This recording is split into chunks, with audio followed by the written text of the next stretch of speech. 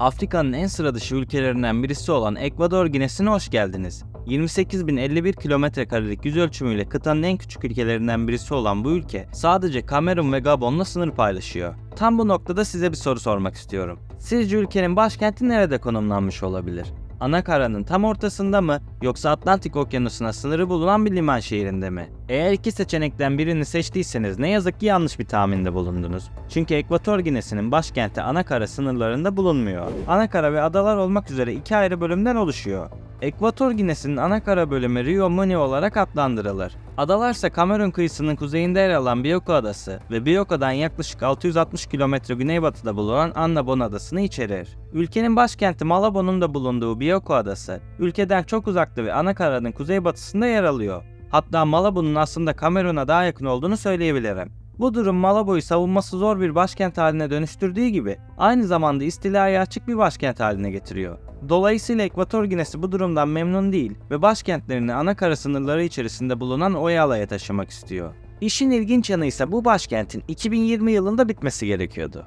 Bana yardımcı olmak için videoyu beğenip kanala abone olduysan detayları anlatmaya başlıyorum. Ekvator Ginesi'nin başkenti olan Bioko Adası'na ilk önce Portekizliler adım attı. Daha sonra İspanya ile yapılan bir anlaşma sonrasında bölge İspanyolların kontrolüne geçti. Açıkçası bu toprakları almalarının asıl nedeni köleleri bu adaya getirip çalıştırmak ve sonrasında buradan Amerika kıtasındaki kolonilerine götürmekti. Ayrıca adayı tarımsal faaliyetler ve ürün yetiştirmek için de kullandılar. Çünkü adadaki en popüler ürün, getirisi büyük olan kakaoydu. Sonrasında İspanyollar, Nijerya ve Kamerun gibi ülkelerden de insanları toplayarak bu adada çalıştırmak üzere getirdiler. Bioko Adası, yıllar içerisinde köle ticareti ve tarım için stratejik bir öneme sahip olurken, İspanyollar bu nedenle burada yönetim merkezi kurarak adayı geliştirdiler. Ayrıyeten adanın izole konumu yönetim için de güvenli bir alan sağlamıştı. Böylece bu ada zaman içerisinde çok önemli bir lokasyona dönüştü ve Batı Afrika'daki ticaret ve idari faaliyetlerin merkezi haline geldi. O dönemlerde Batı Afrika bölgesinin büyük bir kısmı Gine olarak anılıyordu. Köle ticaretinin yasaklanması ve Berlin Konferansı'nda emperyalist güçlerin Afrika'yı kendi aralarında bölüşmelerinin ardından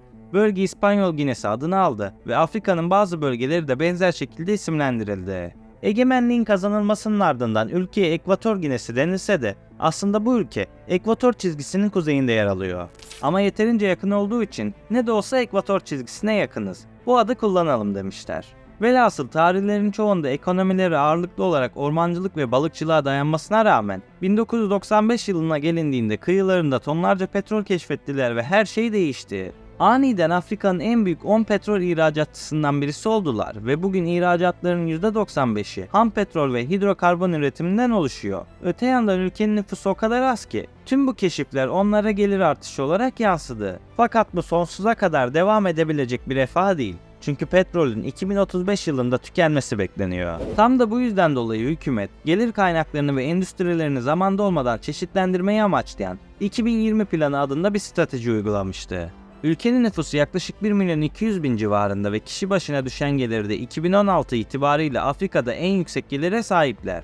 Bu durum tamamen çok az bir nüfusa sahip olmalarından dolayı kaynaklanıyor. Afrika'nın en büyük gayri safi yurt içi hasılası aslında Nijerya'ya ait. Ekvator Ginesi Afrika'nın geri kalanıyla kıyaslandığında ekonomik refah dönemlerinden geçiyor gibi görünse de ülkede birçok sorun var. Francisco Macias Nguema, Ekvator Ginesi'nin ilk cumhurbaşkanı olarak görev yaptığı 1968-1979 yılları arasında kendisini Afrika'nın eşsiz mucizesi olarak adlandırdı. Kendisine karşı çıkanları yoğun şekilde baskı altına alması, insan hakları ihlalleri ve kötü ekonomik yönetimiyle ön plana çıkmıştı. Bu yüzden Batılılar tarafından tarihin en zalim diktatörlerinden birisi olarak anılır. İktidarı döneminde iflas eden ülkesini, içinde bulunduğu kötü durumlardan kurtarabilmek adına tüm halkı 15 yıl boyunca zorunlu hizmete tabi tuttu. Diktatörlüğünü halka karşı kullanmakta çekinmeyen Nguema'nın bu aşırı tutumları, kendi karısı da dahil olmak üzere ülke nüfusunun 1/3'inin komşu ülkelere kaçmasına sebep oldu. Aynı dönem içerisinde birçok muhalif hücrelere atılmış ve 10.000 ile 50.000 arasında insan hayatını kaybetmişti.